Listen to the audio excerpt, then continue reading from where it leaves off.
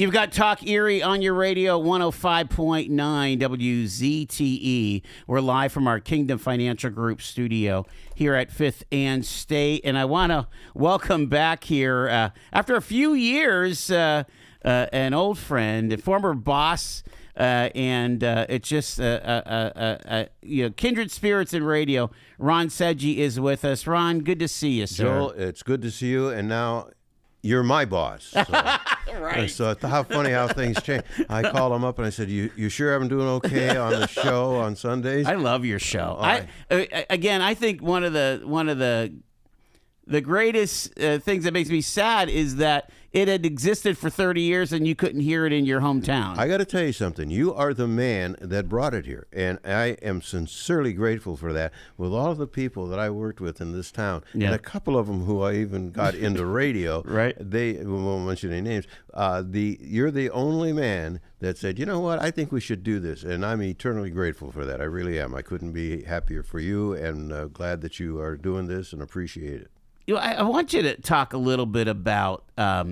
It's interesting. The WQLN, the public TV station, did a 2-part series on what they called breaking of the news, the breaking of the news, and they did a part about radio, and I mentioned the whole idea of when I was a kid, I grew up listening to Frank Martin and you and Johnny Holiday and Barney Love. You think about all these the Jet Good guys, yes, right? Yes. And I want you to talk a little bit about how you got in and really that station.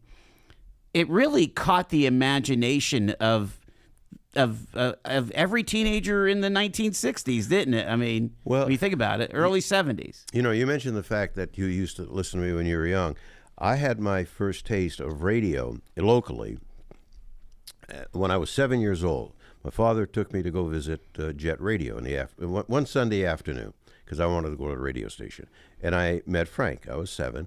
And later on, when I used to work at Jet, people would interview me. They'd say, how you get started in radio? And I said, I met Frank Martin when I was 7.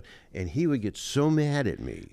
He said, why are you saying that? I said, well, I say it as a compliment, Frank. And he says, you make me feel so old, I'm only like 52, Right, yeah. That's so awesome. And, so I left the station. We left the station that day, and I went home, and my father said, he said, what do you want to do when you grow up? I'm 7 years old. He expected me to say fireman or policeman or something. And I said... And I'm sure he wanted me to say I want to go into the home improvements business. Right, which is what put the food on the table in the Seggi house. That's right? exactly right, for a long time. And I said, I want to be a disc jockey. And he said, why? I said, well, and at 7, I was rationalizing this. It's very cool in the summertime with the air conditioning, and it's hot in the wintertime with the snow. And what's better than sitting there talking and playing these records? I mean, this is it. So it wasn't long after that, maybe... For about 4 or 5 years, I built this radio station in my basement. And it went for a couple of blocks. And in fact, a house up the street was where Myron Jones' parents lived, and his brother Larry, and he used to listen to the radio station, You had like a little AM transmitter or something? You know what? I still have it. I have it in my studio, my broadcasting studio in Orlando. It's a little transmitter, I mean, I don't use it anymore, right. but... all you had to do is oscillate it on a channel, right? That's it. Yeah. And I bought a control board. I paid $10 for it that looked like one of those RCA consoles like we had at Go Radio, that type. And there was nothing in it, but it just looked nice. And I did that for, 3 or 4 years. I had disc jockeys from the neighborhood. Some of the guys are still on radio, Tom. Yeah. And but one of what happened was I was going to Strong Vincent. I don't mean to bore you with this story. No, keep going. I was going to Strong Vincent, and I was in 10th grade. And I was there with a buddy of mine. And one of the teachers, Jody Giorgio, had walked by. He was on radio and television and was a school teacher. And my buddy says to him, hey, Uncle Joe, how you doing? And I said, whoa. Everybody else calls him Mr. Giorgio. Why do you call him Uncle Joe? He says, he's my uncle. I said, you're kidding. You know I got this basement radio station, and your uncle is in the radio business. Wow. So he said, well, I'll talk to him, right? So the next thing I know, Joe comes over my home, and they listen to me upstairs. Next night, they brought the program director over at Go Radio, and he listens, and they hired me. I was 14. Unbelievable. I couldn't even drive to the radio station. My mother had to pick me up at midnight. Girls would call up and say, "What are you doing at midnight?" I says, I've got other plans." I didn't want to tell them that my mother was picking me up at midnight because I was 14 years old. And then I worked there for 3 years. When I graduated from high school and started Gannon, then I went over to Jet, where I spent a great deal of time, and then bought WSEG. Yeah. It was... you got into FM basically right at the right time. Absolutely, because when I was before I was even on the air, I used to when radio had a big truck that they would do remotes with, and I would go out with them. I was like 12 or 13. I would go out with them and run the board in the remote truck, and I remember bringing the equipment back up to where the transmitter was.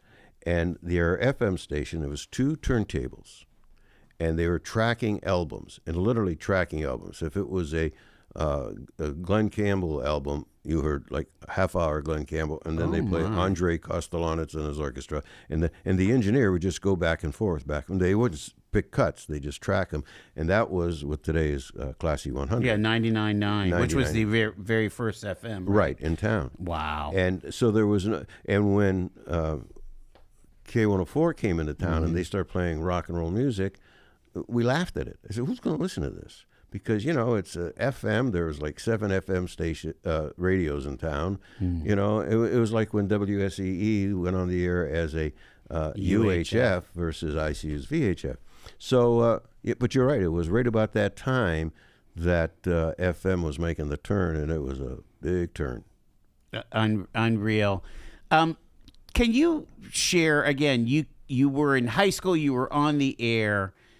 I don't think people understand how much a part of life the radio was to a teenager, or really to all the age groups, all the demographics. I mean, the mom at home, again, before we started spinning discs, They would listen to their soap operas on the radio. I mean, that's years ago. That's exactly right. In fact, any station that didn't have a major network and they were spinning records was considered a dud for all intents and purposes. They didn't have DuPont, NBC, CBS, Mutual. The story goes in the early 40s when Lyndon Johnson first bought his first radio station. It was a 250-watt daytimer with no network. Soon after he got into Congress, through his extremely powerful work that he did, it was a 5,000 watt with a CBS affiliate. That's a good story. Yeah, and that's a true story. Right? Well, yeah, I always knew that Lady Bird owns radio stations. Yeah. It was her money, and he bought it for $10,000. Oh, my gosh. Yeah. The kind of fast forward here, when you went to Orlando, I mean, even then, Orlando was where the amusement park was, okay, but it wasn't like this entertainment capital like it was. Can you share a little bit of that story? Because a lot of when did Universal show up? Well, actually, when I went down there, kind of scouting the place, they were still building it. It was like they were building Universal at the time. Yeah, huh? They were pretty much close to it. The sound stages where I ended up, actually, I can remember distinctly, it was that red dirt sand road. It got all over your tires and everything. Wow. By the time I went to Orlando, I had already owned a station in Florida about 20 miles south of Orlando. Was that Lake Wales? Lake Wales, yeah. Yes. And it was a nice facility. It was an AM facility, but it was a nice plant. Boy, it was a beautiful facility. But there was a little bit of apprehension, number one, when somebody, and I don't mean to sound mean or anything by no means, but some of those people down there that have a lot of old money didn't look at people from the north as being, really considered part of the group. And I asked them one time, a lawyer down there, I said to him, would you like a ride back to your office? Because he was doing some work for me. And he said, no. He says, is that your Mercedes parked out front? And I said, yes. And he says, well, son, let me tell you, if you want some advice, you'd buy yourself a pickup when down in this area. And I said, thinking that I was quick and on my toes, I said, well, maybe I shouldn't have said to anybody that I was from Pennsylvania. Maybe I should have said I was from Alabama. And he looked me straight in the eye and he said, let me tell you something, son. The first time that you tied your knot on your tie, we know you're from the North. So I automatically knew that competition broadcast-wise wasn't the competition. It was a geographical competition. Wow. Yeah, that's Wow. a true story. So I had it, and I had it for many years. I leased it. But my goal was to do a national product. And the three places I looked at was New York. That was in the wrong direction snow-wise. The other one was Washington, and that's an expensive place to live. The other one was California, and because I had a lot of ties to Erie, I thought that was a little far away, although that might have been a mistake for me, and I'll tell you what that is. And then I looked at Florida, which they were billing as the new Hollywood of the South. Right. Okay. And I was familiar with Florida because my mother and my brother had condominiums in Kissimmee, so I figured I was familiar with the area. So this is where I went. And I went to Disney to see if they wanted a national show because they had a radio set up already there. And they said, Yeah, I mean, didn't disc jockeys used to come down and fly down and do a show from Disney? That was all throughout we the did 80s. it from the station that I owned. They did a couple of shows from there.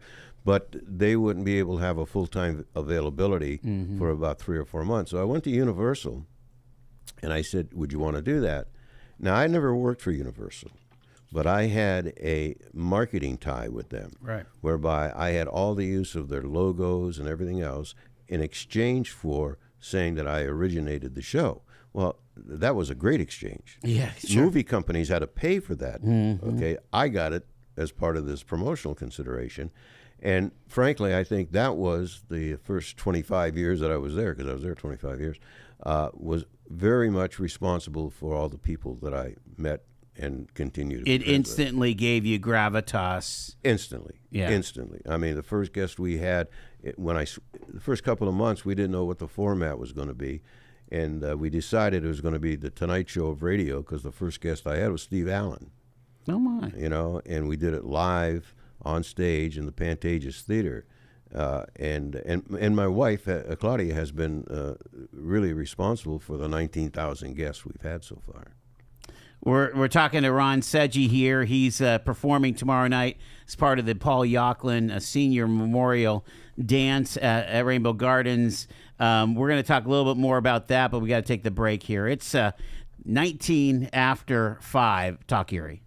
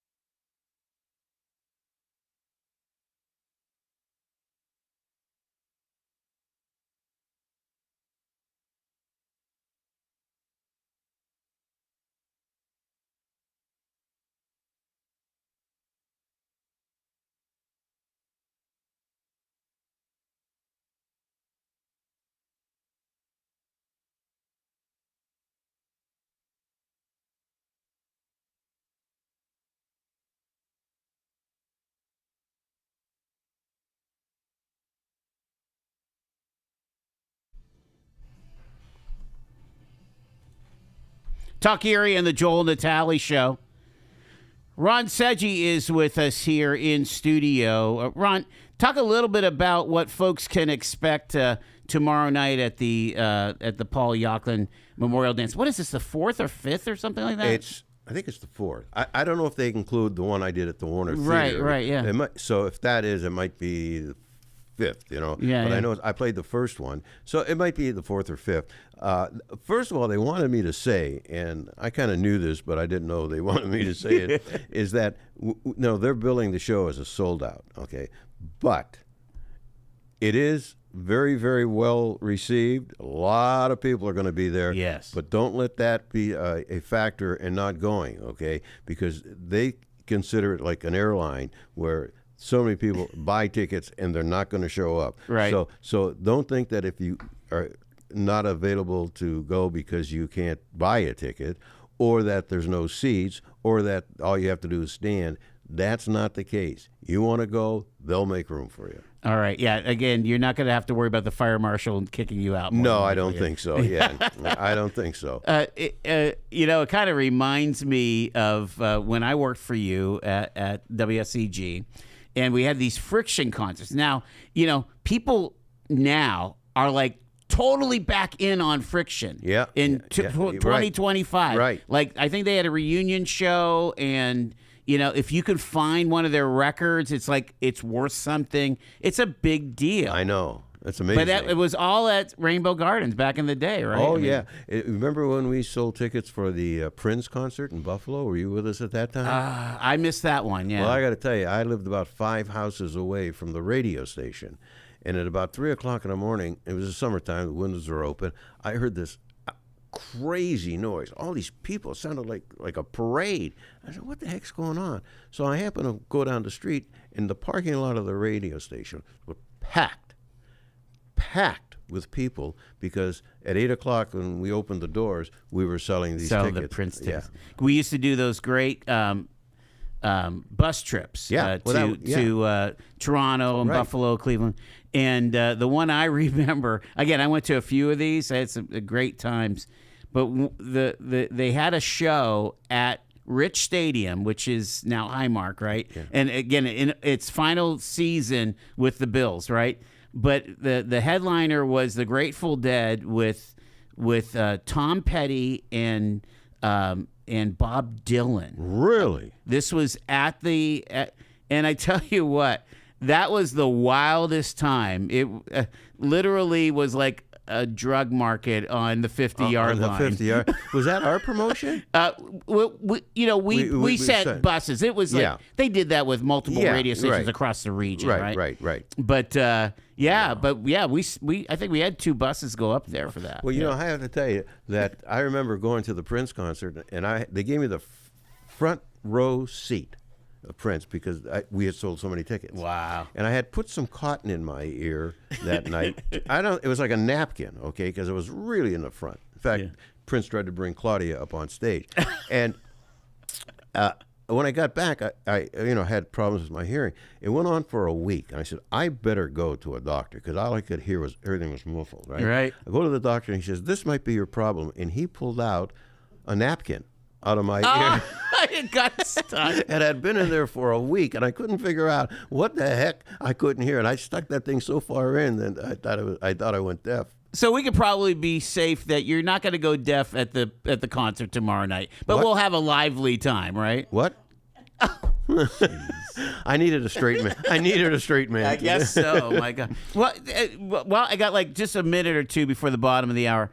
Tell me about that straight man that was accompanied you in a lot of your radio shows, and that was Ed McMahon. Talk a little bit about that. That's a great time. Ed and I were very, very close. He'd stay at my house all the time. And we did some things that were unbelievable. I toured with him with a show called The Tonight Show Memories. And we did his routine with W.C. Fields. We recreated the Karnak thing with the hat and everything. And we actually had some bloopers, too. I also produced his radio show. I talked him into going into radio, so I also did that with him. And I'm looking at coming out with a book, Joel, and I was going to call it The Third Banana. because I was Ed's second banana and he was Johnny's second banana. Right. So I think the 6 degrees of separation, I'm a third banana. And then I was going to subtitle it The Most Famous Nobody, because I know all these people, but nobody knows me. I like self-deprecating humor. Well, you know what impresses me about your radio show, which can be heard, by the way, Sundays 1 to 3 right here on Talk Erie at 105.9. What you do your research and really make your guests feel good. Before they even get a chance to talk, you've already said something really amazing about them. And I'm not sure that every celebrities are people too. Mm-hmm. And I'm not sure every celebrity gets that kind of positive vibe, that positive mojo, from the press, if you will. Well, Claudia always tells people that are thinking about coming on is that I can get them on the air, but you can keep them. We'll get them a second time, because I do have a conversation with them. Yeah. And the conversations sometimes are very personal, because in a lot of cases I know these people, but if they're not, you can always find a guest, you know this, you can always find a guest that's a little on the edge in the beginning. Yeah. And the way that you can really win them over is to talk about their favorite subject. Them, yeah, exactly. Who doesn't want to talk about themselves? Who doesn't want to look at me? Yeah, I'm going right. But Ed and I had a special relationship. We really did, and I did the eulogy at his funeral. Wow! And no, it was just a unique thing. I was real proud to have that in my life. I really was.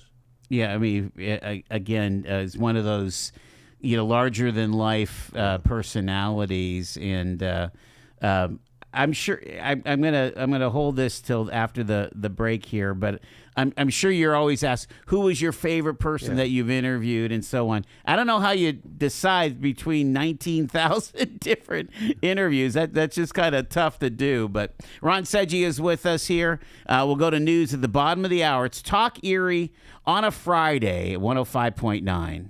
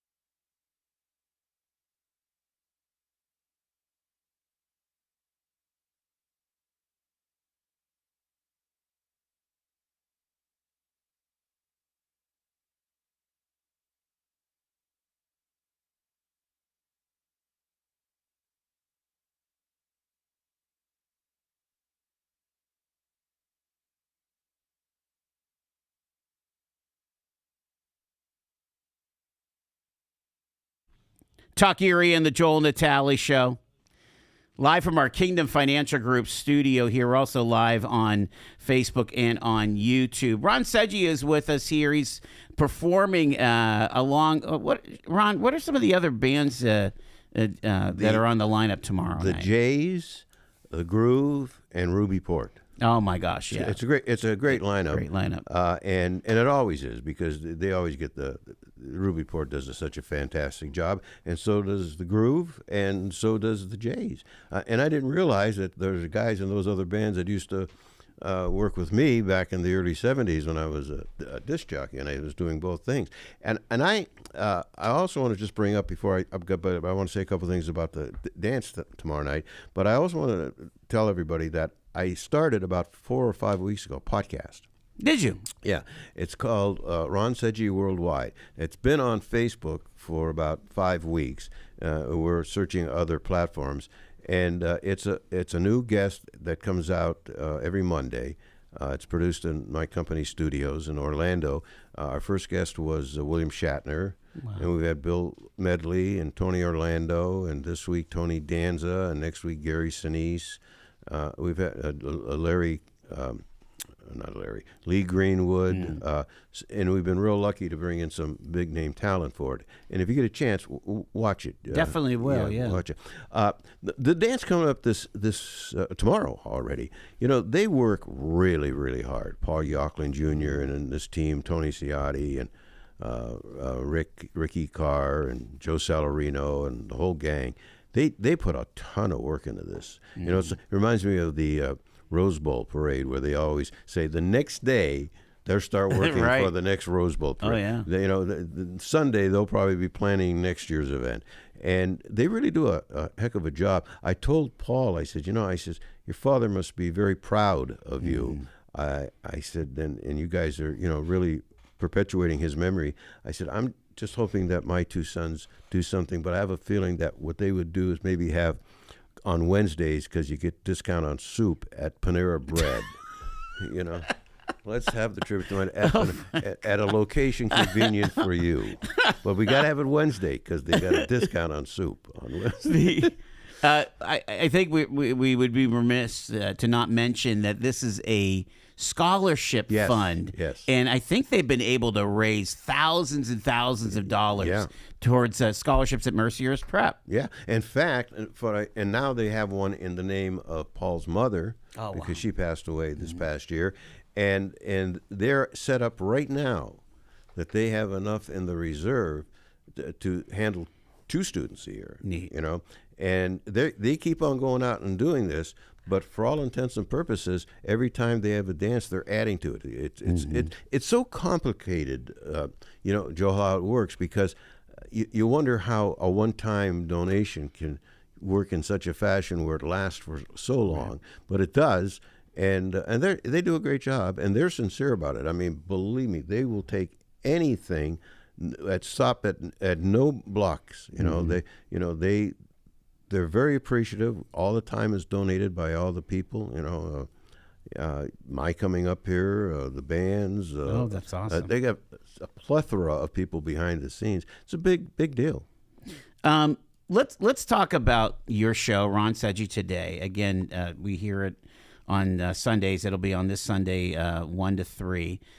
And, you're talking to these celebrities. They might be from music. They might be from film, from television, probably now. I don't know. Have you started having influencers come on your show yet? Oh, yeah.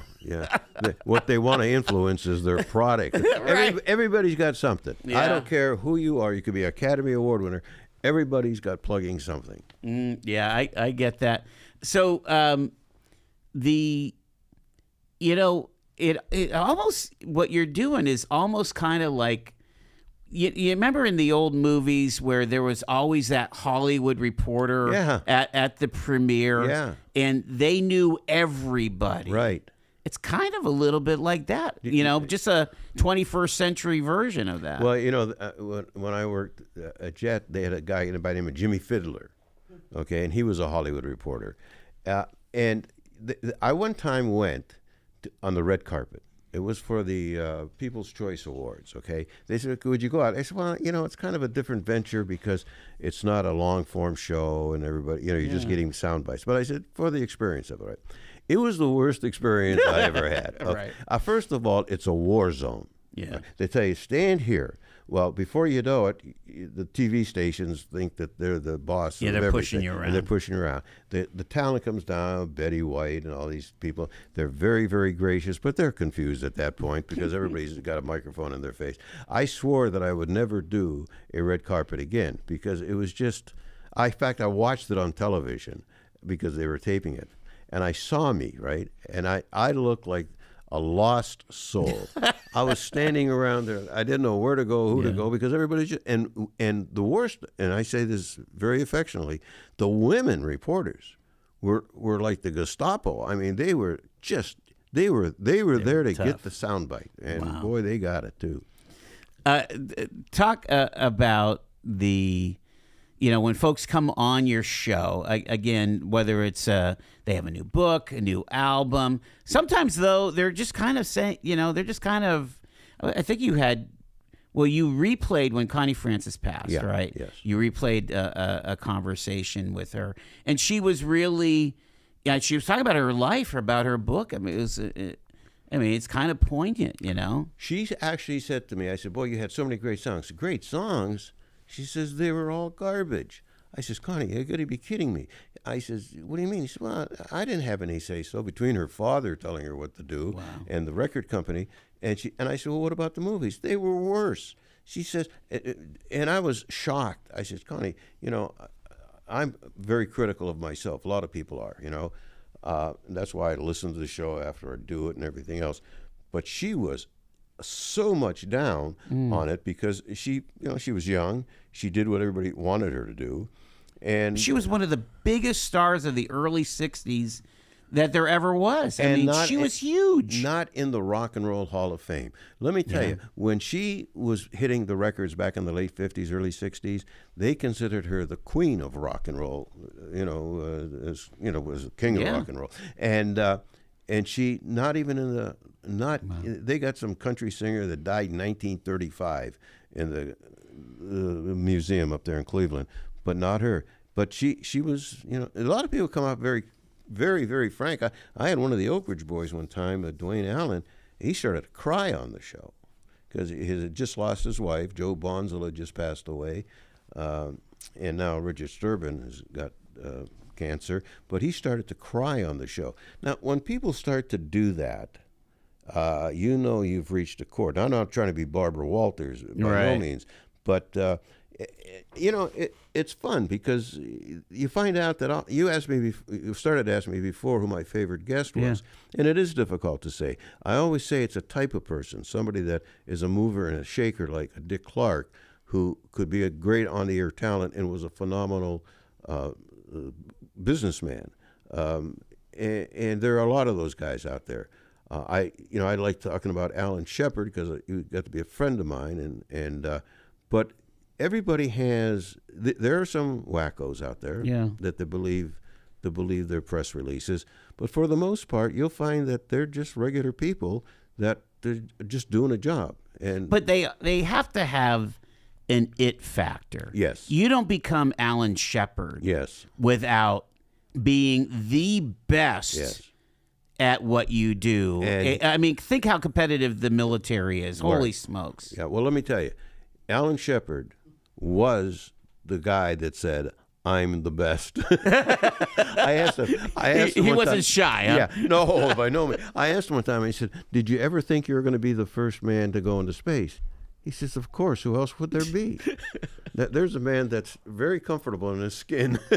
I want to, and again, you don't have to answer, but like when you get somebody like a Kevin Costner, I mean, this guy, the body of work. Yeah. I mean, again, I'm absolutely in love with Yellowstone. I can't believe they killed him off. But like, how is that conversation go? It's funny you mentioned that, because what he really wanted to talk about was his band. His band, You know. And he even said, he says, you know, I don't do as many movies as one thinks, but I try to do the good ones. They did the Kennedy thing and so on and so forth. But you know what? You would think that you would have somebody very highly egotistical in that situation with him. He's not. Now, some guys, Bob Hope, Milton Berle, you know, they were nice guys, but they were from the era that they didn't mind bragging about themselves. You know, they were very comfortable doing that. Guys like Kevin Costner wasn't like that. I don't know what it is. It's you know, there are several people that I've watched and admire over the years, and was a little bit shy about what I was going to do, and then they get on the air and you make them feel comfortable, and there you go. You're in the good part of it, their lives. People need to understand that what the worst thing that can happen when you're a talk show host is those people that answer with one-word answers. Geez. I mean, you prepare for 10 questions and it takes 30 to get. I mean, because we have time limits. So you're filling in a 2-hour show. Oh, yeah. I'm filling a 3-hour show, a 1-hour interview, and if you answer with yeah, that's about right.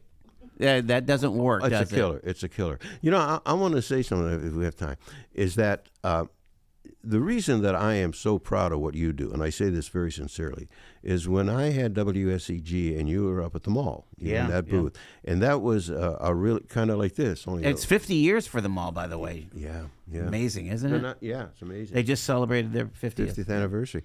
And when you did that, you were, as you are today, but you were a young man, you were a real asset to the organization. And not just because we're both Italians. You really were. You did what we wanted at the mall, and that was you're a showman. And you couldn't have somebody that was certainly shy up there, because the whole thing was all glass. But you did a hell of a job, and I'm proud of what you're doing now. I appreciate that. I always thought that was a genius marketing move. Again, this is kind of a reason that we have a window on the world here downtown. That's great. Just this kind of visibility with this kind of traffic, it works. I'm up against time here, but Ron, again, let's share about the dance tomorrow night. Tomorrow night, doors open at 6:00. The Groove, the Jays, Ruby Port, myself. And again, tickets are available, and you can call.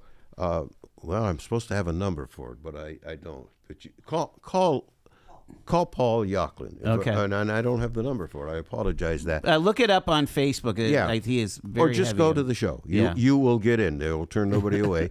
Thank you for having me be part of your staff from 1 to 3 on Sunday afternoons right here.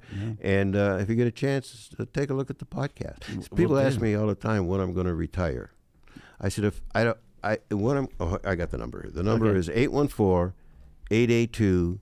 814-822-5211, Paul Yoculan. So I get a question, what are you going to do when you retire? I said, I'm not going to retire. Right. If I retired, I would do 3 things.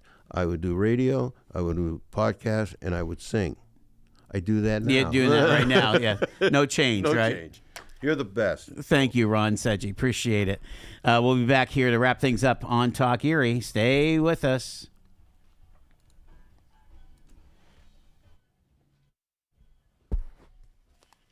Yeah,